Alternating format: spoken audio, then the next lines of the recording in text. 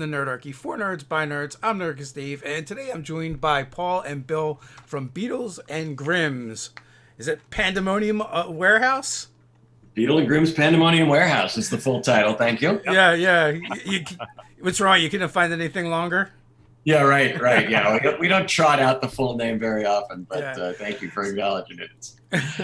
So, you find folks are producing these Cadillac premium subscription boxes for the adventures, the official adventures from Wizards of the Coast as they come out.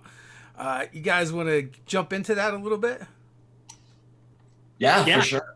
Go ahead, Bill. Yeah, sure. I'll launch it, and then you can fill in where I forgot stuff. So we launched this company 2 years ago, almost to the day, at the D&D Live event a couple of years ago when they announced Waterdeep Dragon Heist. So we're licensees of Wizards of the Coast, and we work with them to create special editions of their new adventures as they come out. So each one of our editions has the full adventure in the box, but we break it down into smaller books. I wonder if I have one here.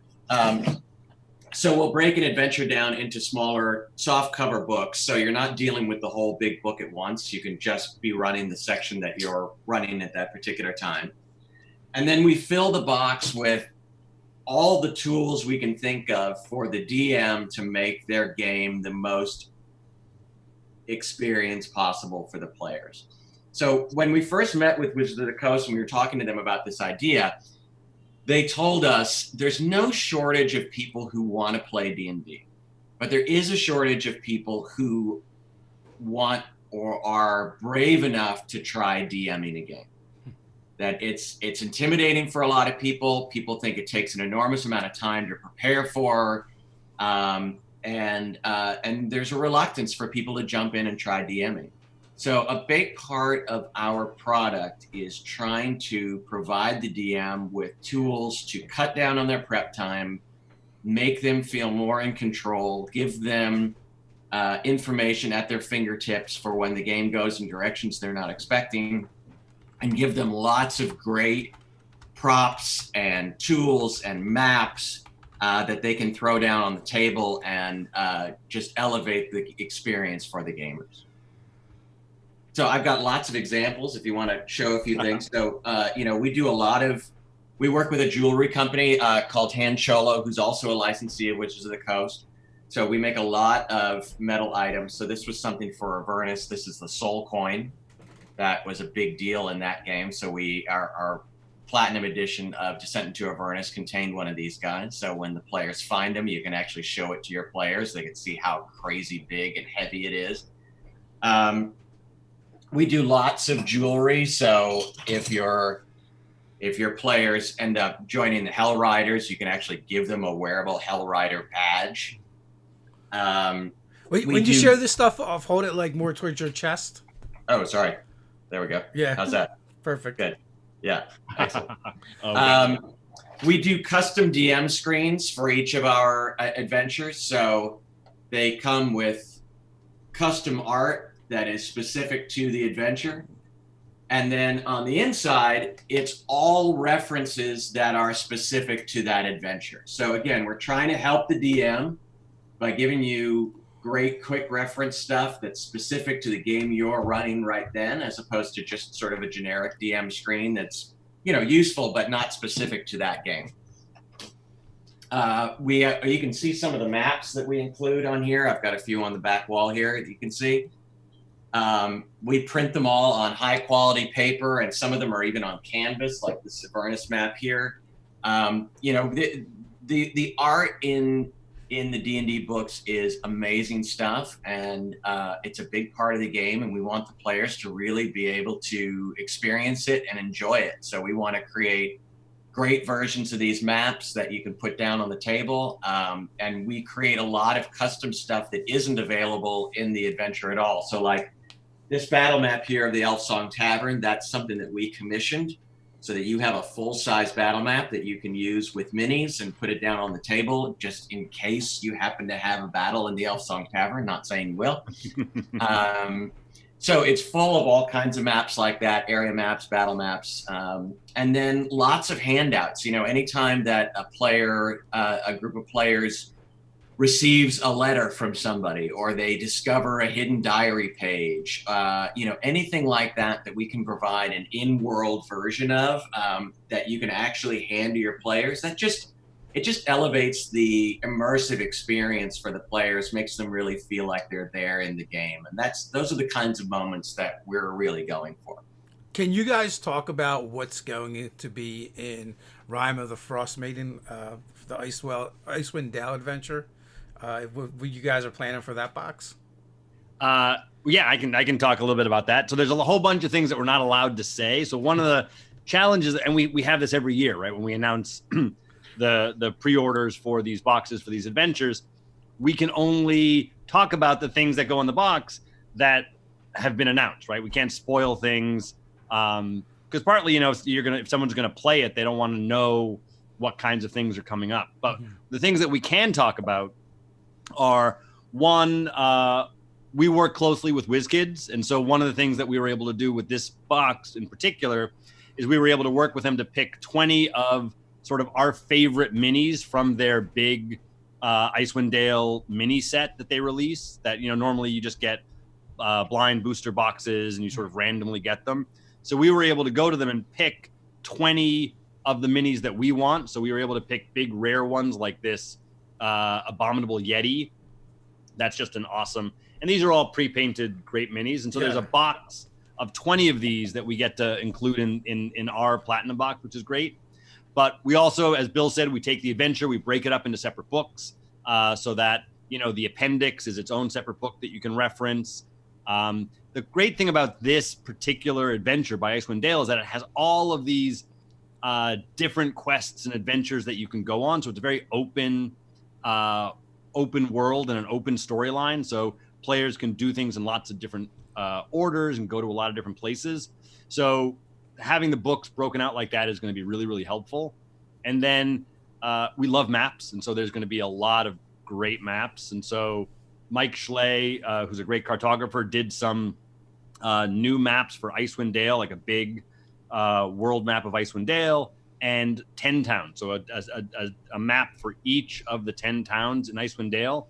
And so we're printing those. Some of them are going to be on canvas. Some of them are going to be blown up, bigger than they are in the book. So you're going to get this huge set of maps for all of Icewind Dale and 10 towns, so that not only for this adventure, but really any adventure that you run up in Icewind Dale, you're going to have this great sort of legacy set of maps to use.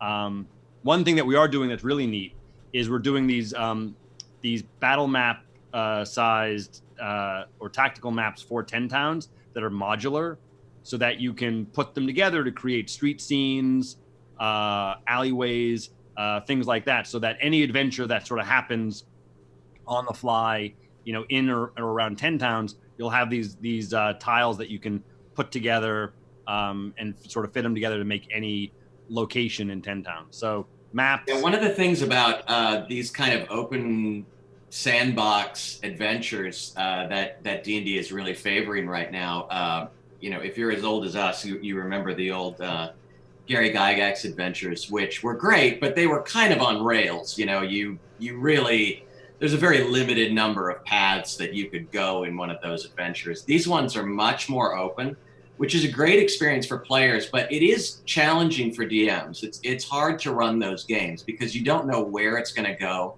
You don't know what the players are going to choose to do. They might go off and take a quest that you never expected, or investigate an area that you weren't planning on.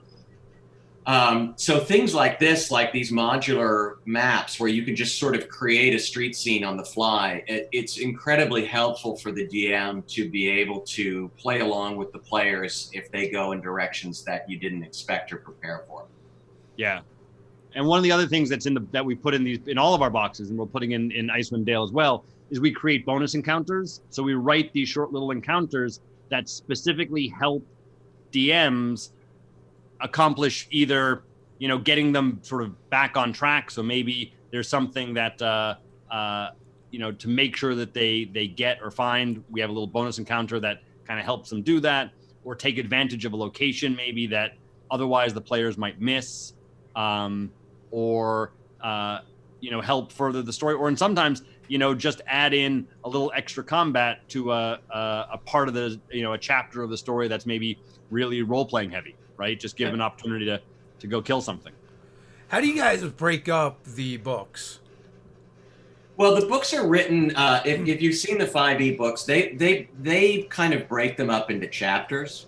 So there's pretty natural breaks within the writing of how we can break them up. Sometimes, like with Waterdeep, we rearrange things a little bit just to make it flow a little easier for the DM if players would go off on one path or another path. But mostly we're breaking it up by the chapters that are delineated by the writers. And because they've kind of written those arcs in a sort of self-contained way, it's really helpful to just have that chapter isolated by itself, because that's really what you're probably going to be dealing with during that session. Also, I want to say that Yeti sculpt is amazing. Right? And we should say these are prototypes that WizKids sent us. These aren't the finals. Yeah. So they're amazing, but they will get even better when they're ready to go to sale. But they are doing amazing work, and we're just so lucky that they were willing to give us some of the best and rarest of their set. Yeah. WizKids has always done really good minis, but I feel like they might add like a tier A and B, because there was another system they were doing minis for that were coming out so much better for the longest time. Matter of fact, like they would send us stuff, and one of our writers was like, "Can I show them off side by side?" And they're like, "Absolutely not."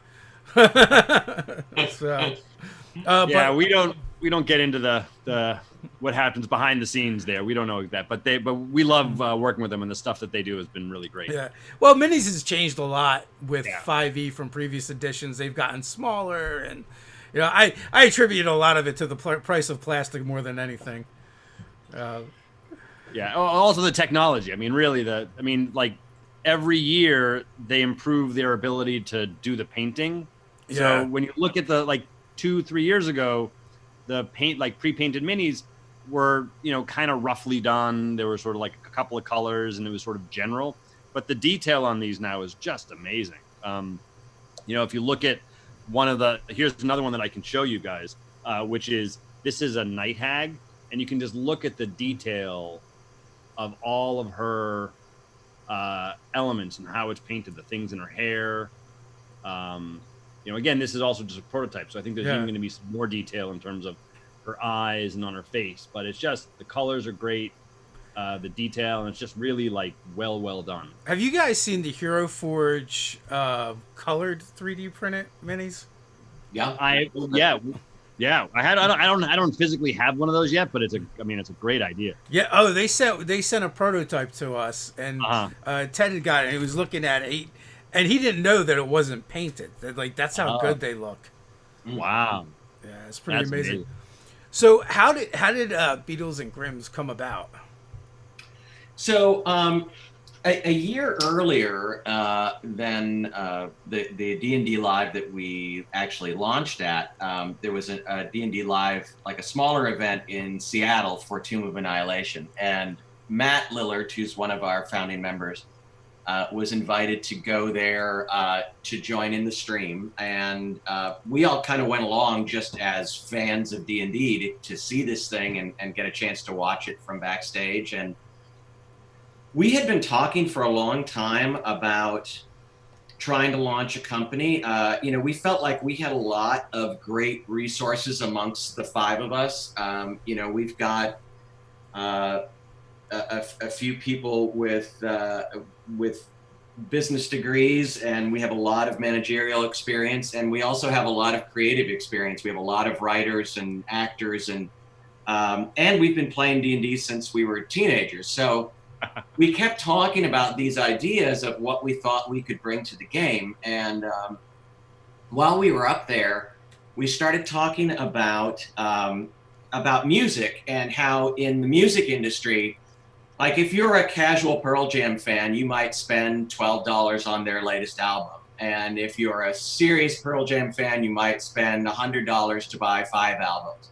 But if you're like one of the really hardcore fans, you buy one of those $300 limited edition box sets that they sell that contains all this extra stuff and the B tracks and the studio outtakes and, you know, and booklets and pictures and all this stuff.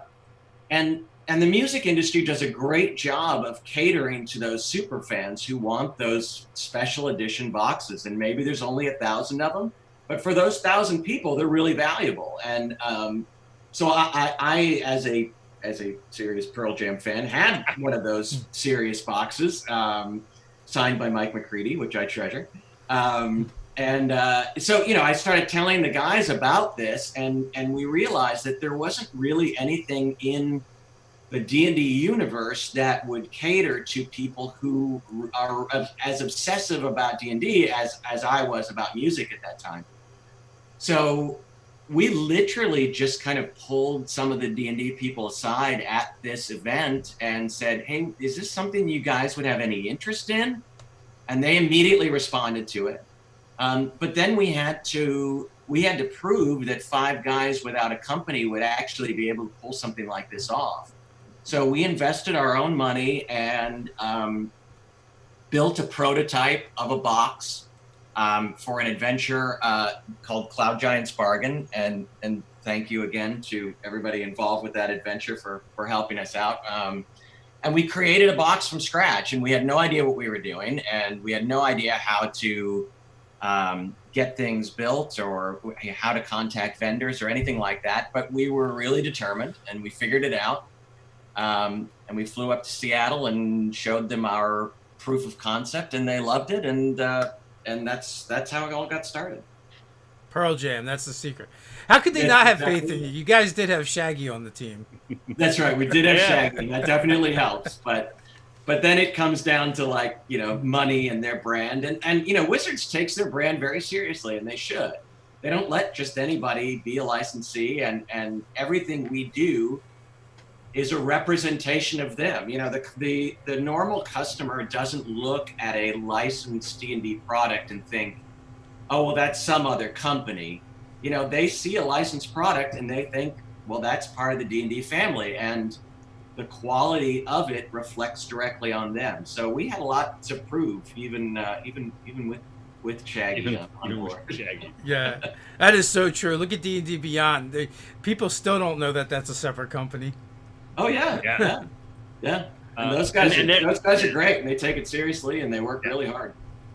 And one of the things that they've been great about is from the very first Platinum edition that we released, they made a point of making sure that our boxes contained a code to get the digital version of the adventure through D&D Beyond, because to their point of view, they're like, look, if someone's spending that much money on the adventure, they shouldn't have to spend an extra $40 or $50 to get the digital version. And so they've been great about that. And so every year when the Platinum editions come out, we make sure that there's a code to get the digital version so that you get it the moment it's available.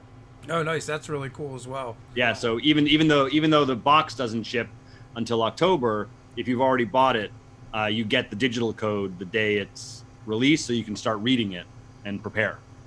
Oh, excellent. I mean, because I know a lot of times, you know, at midnight of whatever day it is, we're on D&D Beyond checking out whatever the new thing is.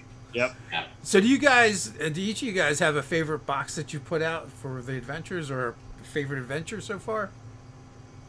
Well, you know, the way that we've worked so far, every one of us kind of takes turns being the lead project manager on a box. So, like, I was the lead project manager on the Avernus box, and Paul is now the lead on Rime of the Frost Maiden.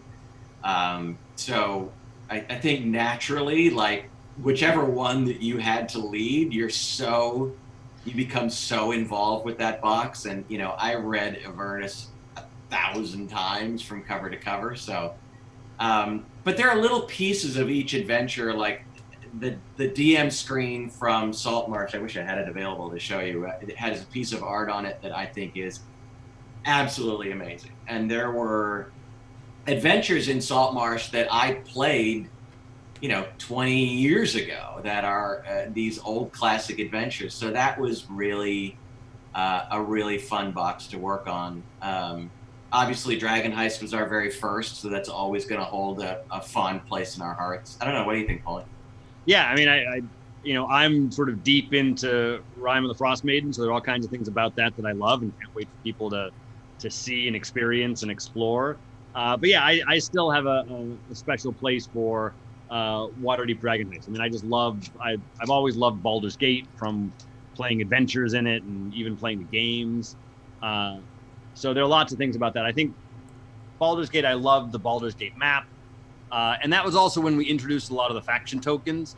So the fact that, that's where we have the Zentarum pin and the Harper's pin and the Emerald Enclave brooch. I mean, I just loved those, especially the Harper's pin. I mean, I've always been a secret lover of the Harpers anyway. So Paul has run a few bards that have died tragically. So it's he's always they've given themselves in the service of the Harpers. That's not died tragically. Come on. So how far in advance do you guys get, kind of what's coming down the road? Not far enough. Yeah, not far enough. So last summer, like at the end of the summer, August or September, the licensees every year will get kind of a sneak preview of what's going to happen in the following year. Mm-hmm. But there's very little detail to it. So we have an idea of what's coming, but it really isn't until maybe a couple of months ago that we had enough detail that we could really start, producing things for this box. So it really is a mad sprint as soon as we start getting information from Wizards, because they, very wisely, they don't want to give us early drafts that might lead us in the wrong direction, have us printing things that they turn out to, change dramatically. It's an interesting experience, because as soon as we get that, we're basically sprinting every minute until, October when we're shipping. Yeah. So, for example, like with Icewind Dale, Rime of the Frost Maiden, we got an early playtest version, right, when they were first playtesting, and we were able to read through that, and we were sort of able to queue up all the things that we thought we wanted to do, and we were able to get them ready, sort of get artists on board who could work on them, or get pricing for what those things would be. But we can't really pull the trigger on a lot of them until we get the sort of the go-ahead. Like, for example, they did the playtest a month and a half or 2 months after that. We got the revised edits, and they had cut out a chapter. And so, if we had decided to just dive in and produce materials for that chapter, that would have been unfortunate. So we definitely are, to Bill's point, we're sort of getting ready. It's a lot of getting ready and then racing as soon as it's a go. So there's a very important question in the chat here from Dave. Okay. Will there or not be a Blinsky doll of Christopher Perkins as Strahd? Well, so we have not made any announcement about Strahd, but we think that would be a great idea to have a Blinsky doll, or maybe a Blinsky puppet of Perkins. That sounds like a great idea. Which, that leads me to the other question. Are you guys going to go back and do some of the previous adventures? We've talked about it. We're interested in it, and we've had a lot of questions about that. Honestly, right now it's hard for us to add other things into our schedule, but we're definitely working towards that. And I hope that I hope we get an opportunity to do that at some point. It'd be a lot of fun. Yeah. So does it generally work out to be about a box a year? No, right now we do. So last year we did a silver edition for Saltmarsh. We did the platinum edition for the new adventure, which was Descent into Avernus. And then right at the end of the year, we were working on the gold edition for Eberron, which actually launched early this year. So I think we'll probably do 3 boxes this year, Eberron, and then the platinum edition for Rime of the Frost Maiden, and I think we're going to have another box to announce in a month or two, I think, which would be super for the end of cool. the year. We're very excited about that possibility, but can't talk about it right now. Yeah. Fair enough. I've actually lost track of what Wizards has been putting out. I think it's like one adventure and one supplement. Yeah, so generally they have one big adventure that they launch a year, that they launch in September. So so that's the one that they usually announce at this D&D live event, and then it launches in September. So that's our platinum edition for the year. But then we try to fill it in around that with different products for other books that they're putting out. So when they put out Saltmarsh, we really wanted to do a box for that. Same thing with Eberron. We don't do all of them. Sometimes they do a book like Ravnica that just doesn't really fit really well with what we do. Or when they did Dungeon of the Mad Mage, that came out so close to the end of Dragon Heist, and it's such a huge adventure. It just didn't feel like it lent itself real well to what we do. But we try to do as many as we think we can do a great job with. So, do you feel more comfortable doing like these sandbox adventures than something that's maybe a little bit tighter, like Dungeon of the Mad Maze, where it all kind of happens in the same place? Yeah, I don't know if that's really the rate limiting factor. I think for us, it's that in a way the smaller is not the right word. The more contained adventures serve us better, and this is my only reason why is when we print up an amazing journal entry that the players are going to find. It breaks our heart when people don't find that journal entry. So, if you have this massive sprawling adventure, it's a little more challenging for us because we want to invest our time and your money into the things that your players are going to find and experience. So it takes a little bit more thought with those about, trying to choose the things that are most likely to occur. Yeah, we want there to be a lot of touch points. So with Dungeon of the Mad Mage, you could run that adventure for 2 years. It's so big and goes on for so long. So we just felt like a platinum edition of Mad Mage, we'd basically have to back up a truck in your driveway to provide enough stuff to make that, to have touch points through the whole thing. It would be like a $5,000 box. So we let that one pass. That one shows up like a pod. Yeah. Mm-hmm. Exactly. That's fine. Now that's real. That's really a premium adventure right there. That's great. Yeah. Right. So if you guys could go back and choose like anything through all the editions, do you have anything that you would want to cherry pick out? We were just talking about this yesterday. And one of the things that we all ran as a group a few years ago was the Age of Worms that was in Dragon magazine, which is still one of our favorites. And so that has it takes place in Greyhawk, which is a world that we love from our childhood. So it would be fun to go back and do something like that. But at the same time, there's also going back. We played Strahd recently and just loved that. That's such a crazy world. That was great. Yeah.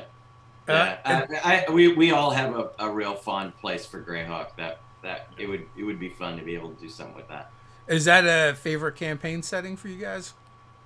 Well, I think it's like anything else. It's whenever it's your first, it maintains a fond place in your heart. So we all grew up with that old Gary Gygax Greyhawk folio, the brown folder, and just obsessed over those maps and all the the symbols from all the different cities, and that was what D&D was for us for a long time. So yeah, that's anything to do with that would be a lot of fun. Do you guys still all game together? For sure, not as much as we used to because now whenever the five of us are available, we go, all right, should we game or should we have a business meeting? Yeah. Why not both? Sometimes it is. But yeah, we definitely. I mean, we game together as often as we can. For most of us, this is the only group we game with. You know, Matt does a lot of streaming games online because he's famous. But most of our gaming is still the five of us, and we've been playing together since 30 years now. I mean, literally 30 years with the same group of guys. So Dave wants to know, how about box sets for any of the Goodman Games classics revisited? Oh, we were talking about that. Those were the Greyhawk. Return to Barrier Peak. Reduxes, yeah. Those are great. Those are great. And again, we love the whole idea of Greyhawk. Those are. Tell him to write a very nice letter to Wizards asking for that. Yeah. There you go. Well, with a lot of that stuff, that's the way it goes. Now, Paul, you have to jump off. Is that correct? I do. So before I go though, let me just make sure that I show everybody that this is the Frost Giant skeleton that's going to be in the box, and it's just to give you a size comparison. This is how big it is next to a human. It's solid. It's crazy. Solid up to the kneecap. Yeah, exactly. Yeah, you don't stand much of a chance against this. You're in serious trouble when that one comes out. But this would be great. I wish it's huge. It's huge. I wish I could stay. I wish I could stick around. Bill, don't give away anything. Oh, is Bill the weak? Is Bill the weak-willed one? Yeah, Bill's always been the weak link. Listen, we did a drunk mailbag last night where we got inebriated and answers people's questions. So if I didn't spill anything last night, it's not going to happen this morning. Dang. Yeah. Better luck next time. Well, so Brian wants to know, with the increase of gaming over Zoom, how does that impact the demand for high-end physical game items? Are you guys feeling that at all right now? That's a really good question. So we had some nervous moments. You know, it not so much with the rise of online gaming, which I think has, in general, I think it's helped everybody. I think it's a rising tide kind of thing, where the more people who are playing it, the easier it is to play. It helps everybody. But I will say the first couple of months of COVID were pretty scary for us. Completely understandably, the demand for our kind of in-person products really vanished for a couple of months there. And we started to think, you know, boy, how long are we going to have to batten down the hatches to survive this? But it has come roaring back with a vengeance in the last month or so. I think people are starting to dream of their in-person games again, and remember how much fun it is, and the fact that, you know, Zoom is great, but it's not the same thing as sitting down at a table, and that's for a lot of people, that's the ideal of playing, and I think people are anxious to get back to it. No, I agree. And some people are just collectors, so I'm sure a lot of people, just for the sake of collection, will want them. And then there's the people that started getting them, so they can't stop now, because then it's incomplete. you got your hooks in. I hope that's true. Yeah. But yeah, I mean, you know, we play on Zoom right now because we can't get together because we're all, you know, sheltering in place and doing our part, and it's great. It's great. It's still really fun. It's just not quite as fun for us. So I can't wait to be able to sit down at a table with the guys again. Yeah, it's a different experience. They're both enjoyable. I find like gaming online or gaming through Zoom is really a lot more about the game and less about the social aspects. But when you're getting together with your group, it might go the other way depending on how your group dynamics are. I know for us, like, when we get together, there's almost like at least an hour of just BSing before we even crack out any dice or anything. Absolutely. Sometimes that's the best part. Well, yeah, like, I mean, there was a long period when I was gaming that it was less about the game and more about just an excuse to get together with my buddies and hang out. Right. You know, eat pizza or whatever. Right. So some people have sports ball. We have funny shaped dice. That's right. That's right. So, It's not that different. do you guys have an ongoing game that when you can get it in? Yeah, we have a few. So John is our resident DM. We all take turns every now and then so that John gets a chance to play a character, but he's by far our most accomplished DM. And what did we do recently? So Matt ran us in Strahd recently, and we finished that. Now John is running us in kind of a little bit of a homebrew adventure and I'm playing a priest of Cord in who I quite enjoy. A delusional priest of Cord who thinks that he is the high priest and that he's Cord's favorite. So that's a fun game to run in. If I was Matt's friend, I would be terrible because I'd be like, "Can you stop being Matt and just be Shaggy all the time? Can you run D&D as Shaggy for us?" Well, it's funny, we all knew him when he was a 20-year-old acting student in Manhattan. That's how we all met, and we all met at an acting academy, and we started playing D&D because we had keys to the Broadway theater that our school was in, and we would break in there at 3:00 in the morning and play D&D in the Broadway theater lobby. That was our spot because all of our apartments were too small to accommodate a 5-person game. So you had to go on a quest essentially in order to play. Exactly. Made it exciting. Yeah. So we all just think of him as Matt. It doesn't really occur to us most of the time that he's also Shaggy. Fair enough. I mean, most of us don't get addressed by our professions. Yeah, right. Although, well, maybe a little bit. Like one of our players is an ER doctor, so we're like, "What crazy story do you have for us this week?" Sure. Who put what where it doesn't belong and showed up. Yeah, I work in an ER as well. There's a lot of those stories. Yeah. So you said you do have an ongoing game. You guys also do some Twitch streaming. You just mentioned. What do you guys do over there on Twitch? Yeah, we don't do much as a company yet, but we're definitely talking about it. It's something we'd like to get into, and we do have our own Twitch channel. We're doing stuff all this weekend, so please come and check it out. Unfortunately, D&D Live is the big Wizards of the Coast event that takes place in LA. Unfortunately, for obvious reasons, it had to be canceled this year. So we're trying to recreate a little bit of that fun online. So we're doing some time streaming all weekend to talk about Rime the Frost Maiden, answer people's questions. Anything and everything is up for grabs. So come check us out. And anything you have, Matt's was on all yesterday. I know he'll be on some today and tomorrow. So. If you have Shaggy questions that are burning in your mind, you jump on and ask them then. Yeah. So for a while there, the internet was going crazy with Shaggy memes. Was that a special time in Matt's life? Oh, sure. Or for you guys? Like, I know I would be constantly sending them.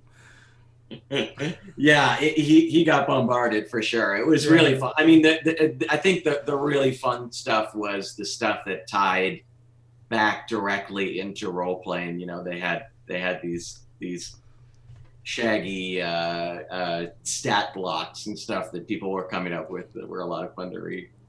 We a while back we actually D&Di's characters now and again. We definitely did Shaggy and Scooby for sure. Yeah.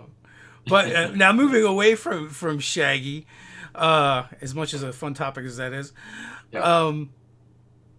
what are some of the things you guys want to do with your Twitch or your YouTube in the future? Are you guys going to be putting out more media? Yeah, that's a really good question. We're still kind of figuring that out. We're a bunch of old guys, and it's all a little new to us. And we don't want to do it the wrong way. We want to do stuff that's going to be fun to watch, and try to come up with something that's a little bit unique about it. So we're taking our time and approaching it carefully to try to figure out what we can do. We may stream our own games at some point here and there, but we don't want that to be the primary focus of what we do. We think we can come up with some more interesting things than 5 old guys playing D&D. As entertaining as we all are, I think we can come up with some other stuff as well. So we're working on it. It's a fun topic. These first 2 years, we've just been so focused on trying to figure out how to make these boxes great and hit our deadlines and respond to customer feedback to try to incorporate that into the next box that comes out. And we're just now kind of feeling like, okay, we've figured this out enough that we can start looking at other things and figuring out other avenues for this company to head down. So it's an exciting year for us. I think by the end of the year we'll have come up with some kind of cool and interesting things that maybe people don't expect. That was kind of going to be my next question, is like, where you guys see yourselves going in the future? Is it always just going to be chasing the next adventure that came out, or you guys have some plans that are a little bigger than that? Yeah, no, we do. We're planning to try to come out with a line of products that are more directed at the players. Right now we're really only catering to one of the 5 people at every table, because everything about these boxes is really about the DM. I mean, the players get to experience it, but the DM is going to be the one who buys it and reads it and goes through it, and it's really, a lot of it is about their experience. So we're trying to come up with interesting ways of creating things for the players at the table that are equally immersive and exciting, and make you feel special, make your character feel special. So that's really our focus right now, is trying to come up with products for that. Do you feel like there's pressure because you're kind of positioned as this like high-end Cadillac version of D&D? So do you feel pressure when coming up with these other ideas and these other concepts that are maybe for players to make it equally, fit that mold? Yeah, yes, for sure. It's a challenge, because we do want to maintain that that feeling throughout everything we do. We don't want to undercut that, and we feel like this is the brand that we have. But at the same time, we don't want to exclude people. We don't want to only cater to a small subsection of the gaming community. So we're trying to find that balance. I think if you look at something like the Silver Edition of Saltmarsh or the Silver Edition of Avernus, we did a Platinum Edition of Avernus, and then this year we did a Silver version that has a much lower price point. And so I think the philosophy with that is that the quality of the things in the Silver Edition are the same level of quality as the things that are in the Platinum Edition. It's just that there's less of them. We don't ever want to get to the point where we're selling things that feel low quality or, feel sort of beneath what we envision as a Beadle and Grimm's product. But we are trying to find ways of reaching more customers and giving more people an opportunity to experience this stuff. So it's definitely something we're aware of and we're working at. And I think we've got some good ideas for it. Yeah, because in some ways I kind of think of cars, right? So you got Toyota and Lexus, and they're made by the same company.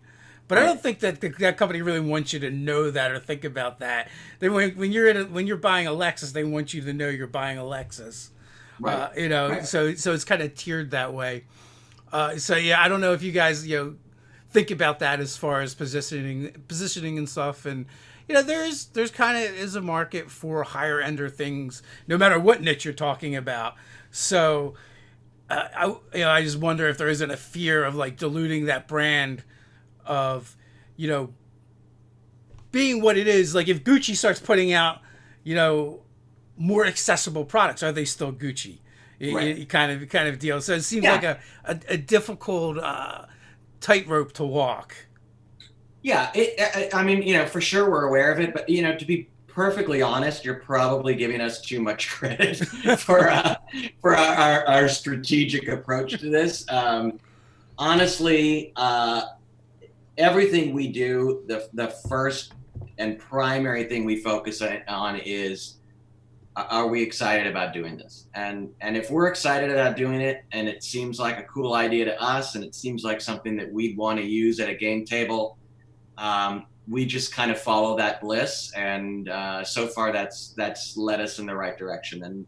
And that's what we're going to do with the products that we are coming out with next. And I hope people agree with us. I hope the players see the bliss in it that we see, and that's just going to be our guiding principle. Yeah, I do have a few friends that are subscribers, and they always seem super excited when the next thing comes out to be able to get their group together and run it. Good. The difference between the silver and the premium boxes is the silver box just a different box with less stuff in it, or is it the premium box minus some stuff?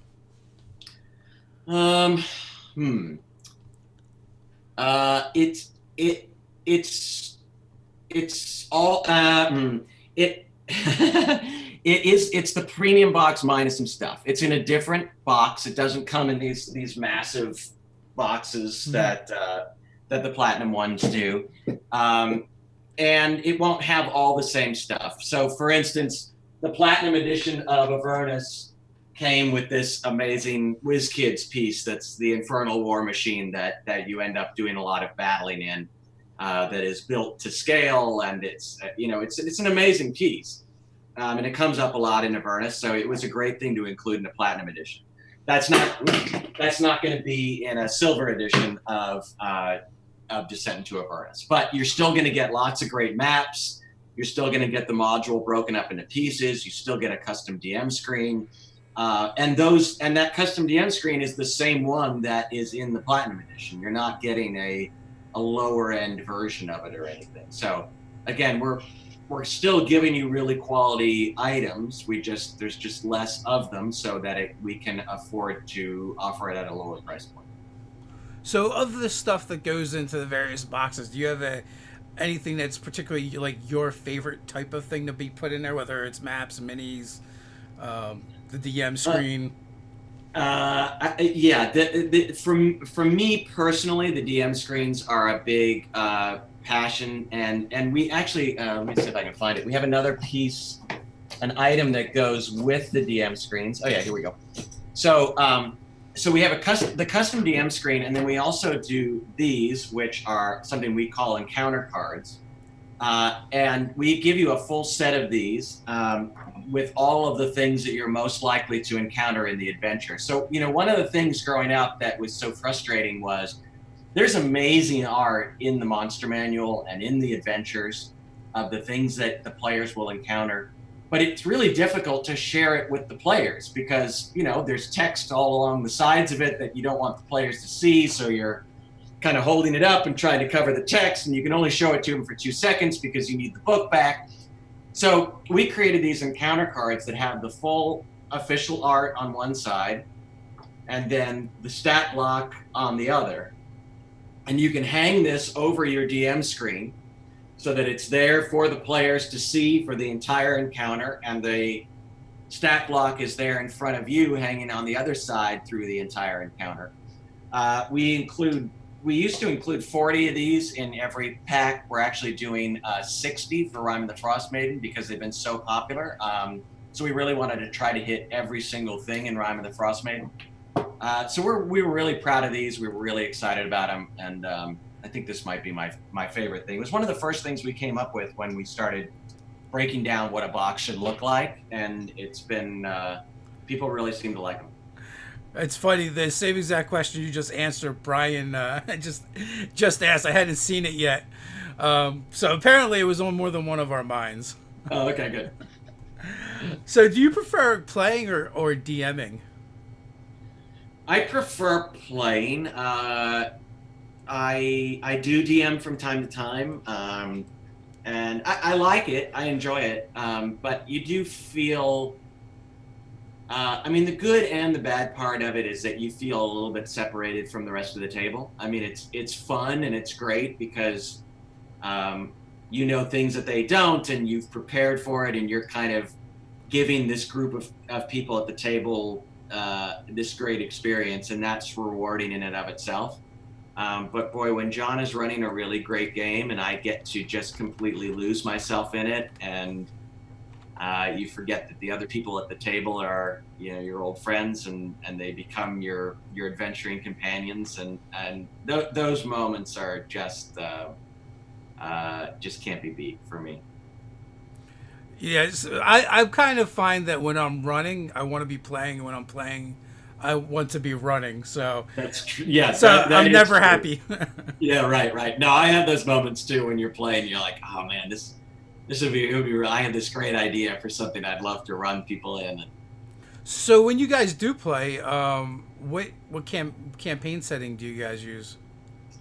So, you know, one of the funny things about this experience is that we don't get to run these adventures anymore because, you know, as we talked about before, the second we get a draft of the adventure, we have to read it from cover to cover and get going on it. So we never have an experience of getting to play them. But we have started going back and playing some of the old 5e adventures, and they're great. I mean, they're really a lot of fun. We played Tomb a little while ago, and then we played Strahd. So, you know, all of these 5e adventures are a lot of fun. You know, as we talked about before, anytime somebody wants to run something in Greyhawk, I'll be there because those are just always going to encapsulate my childhood. Yeah. And you know, working on the Eberron box was a real treat. I had never played Eberron before. So getting to see what that world looks like was just really, really cool. And I would love to play in an Eberron campaign at some point. So I'm really looking forward to that. Yeah, our group has always been very homebrew, with the exception that I did do a stint where I ran Eberron. You know, we've always been like, if we were going to play in a campaign setting, it's going to be like Planescape or Spelljammer, Ravenloft, Dark Sun, things that are really far off from generic fantasy. Because it just like our group has kind of been like, if we're running generic fantasy, we just prefer to run our own. What is it? You've mentioned Greyhawk several times. Is there anything else that pulls you to Greyhawk other than the nostalgia? Like, is there a specific like place in Greyhawk or thing about Greyhawk that you're like, yeah, I'm there, I'm ready to play, and that's what you're coming from, or is it just that nostalgia? I think it's the specific adventures that I experienced. You know, Paul mentioned Age of Worms, which was really one of the best D&D experiences I've ever had. Playing that campaign, it's a very long campaign, and playing that from beginning to end was just an amazing, memorable experience. And then, you know, some of the adventures from when we were kids of, you know, I loved those sort of serialized adventures that came from the Gygax era of, you know, playing the Three Giants adventures right in a row. You know, I have these amazing memories of the Barrier Peaks adventure, and this whole idea of this crashed spaceship in a D&D campaign was so bizarre and crazy and mind-blowing for us as kids. So that's, you know, that's why I keep going back to it. It was, everything was new back then. You know, there was no roadmap of what D&D should be. So every time they came out with something, it blew your mind. Yeah, everything was new. Yeah, I think that so we had dabbled a little bit. Like my first DM, had run Hamlet for me, actually as a solo, because the rest of the group wasn't around. And we'd also done some of the Temple of Elemental Evil. Okay. Which was all, I think, which was all originally in Greyhawk. But that is like my only real memories. Now, I had all the box sets growing up. And, when you guys were talking about, having the maps and having the oversized maps, it did make me think about when we play and you've got like a table and it's just fully covered with the world map, and which we don't seem to get as much of that anymore because we don't have box sets. Mm-hmm. They've seemed to have gone the way of the dodo. Is that anything part of bringing back the subscription box too? Is like the nostalgia for the box sets? Yeah, I mean, a lot of our early discussions about this stuff was the way that we played when we were teenagers. And, when you're a teenager, you have more time than you have money. So, you get a box set, but then you're also, as a DM, you're making up a copy of the letter that they're going to find, and you're putting it in the oven to kind of burn the edges and make it look all, realistic. And we all invested a lot of time into those things, and we loved the experience of getting a box set or getting that Greyhawk folio and digging through it, and just the experience of discovering things as you dig through a new product. And that was something that we were trying to recreate with these box sets, is that discovery experience of always finding new things and new ways to share things with your players. And so we're just trying to recapture some of that joy that we had when we were playing that way when we were kids. Now, I can only imagine, I'm going to go on a limb here. You guys start with 1E? What was that? Did you guys start with 1E? Sure. Yeah. Yeah. That original box was our D&D. What was that adventure called? That very first adventure in that box, In Search of the Unknown, I think it was called. So the white box, is that what you're referring to? That's actually, because that predates me by a little bit. I got in. I know I look much older. I got in at first edition, second printing. Like that was my first set of books. What's funny is when I was a kid, I wasn't really aware of this whole idea of which edition was what. We'd just go into the store in our neighborhood, which was called Future Fantasy. Yeah. And they would have a bunch of stuff on the shelves, and we just kind of figured anything that was D&D was D&D. So even to this day, like when people talk about AD&D first edition, like all that early stuff, it's all kind of blended together as one game for me. It wasn't until they went on to the full second edition that I noticed any difference. Yeah. Because when you first started playing, there wasn't any other. It was just like there was box sets, but there was also these weird little books that they would come out with, and you would just buy everything because you wanted to have access to everything. And a lot of it was repetitious. Some of the stuff that was in the side books was also in your boxes, and there were a couple of different Greyhawk things that had some of the same information in them, but it didn't matter. It was all just about just having something new to dig into every time you went. So, and there was also tons of RPGs coming out as well. It's like you have nothing, you have D&D. And then it was like the floodgates just opened. TSR was putting out, all the different genres, and other companies were popping up and putting out games as well. Sure. Yeah. I remember as a kid, especially during the summertime, we would be pulling out a new game every week, and like making characters and playing maybe a session or half a session, and then next week it was something different. Right. I early on it felt like Dungeons and Dragons and Tunnels and Trolls were going to be like the Beatles and the Rolling Stones forever. That they would be kind of competing against each other. And I don't know what happened to Tunnels and Trolls, but it felt big at the time for us. I mean, you'd walk into the store and there it was. We played Traveler for a while, which was super fun, and I love that game. Has one of the greatest character building systems I've ever experienced. It's super fun to build a character in Travel. So you actually had a game store as a kid to go into?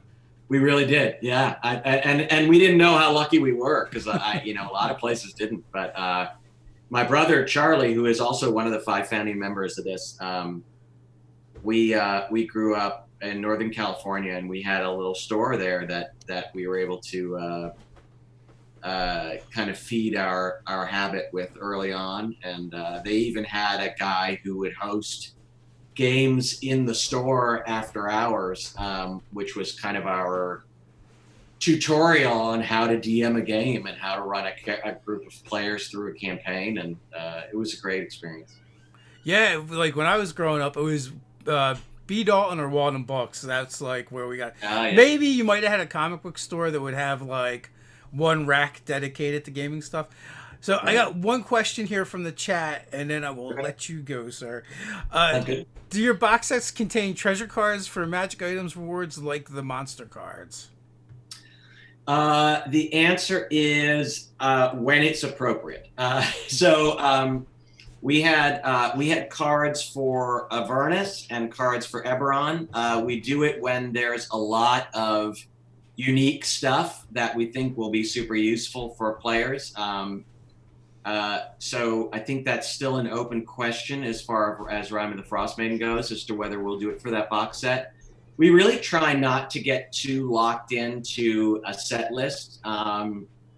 We don't want every box to be exactly the same, and we don't want to include things that just aren't that useful for that particular adventure. So we really try to think of everyone from the ground up about what will be most useful for applying to this particular adventure.